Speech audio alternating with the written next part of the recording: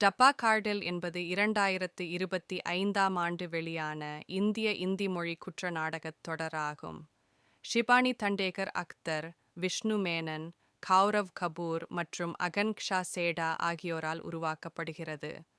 இதில் ஷபானா ஆஸ்மி, ஜோதிகா, ஷாலினி பாண்டே, நிமிஷா சஜயன் மற்றும் அஞ்சலி ஆனந்த் ஆகியோர் உணவு விநியோக நிறுவனம் என்ற போர்வையில் போதைப்பொருள் கடத்தலை நடத்தும் பெண்கள் குழுவாக நடிக்கின்றனர்.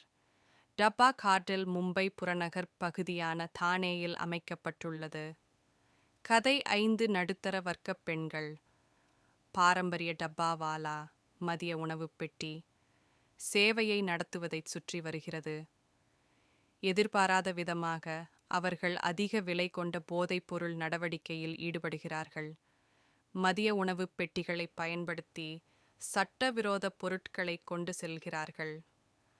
அவர்களின் நெட்வொர்க் விரிவடையும் போது அவர்கள் ஆபத்தான குற்றவாளிகள், சட்ட அமலாக்க அதிகாரிகள் மற்றும் தனிப்பட்ட துரோகங்களை வழிநடத்த வேண்டும். அதே நேரத்தில் அவர்களின் சாதாரண வாழ்க்கையின் முகப்பை பராமரிக்க வேண்டும். ஷீலாவாக ஷபானா ஆஸ்மி, ராஜியின் மாமியார் மற்றும் மௌஷமியின் சிறந்த தோழிவினை, விவாலைஃப் ஊழியராக விவேக் மதன் வருண பணிகராக, ஜோதிகா ஷங்கரின் மனைவி மற்றும் சிதாரா உரிமையாளரானார்.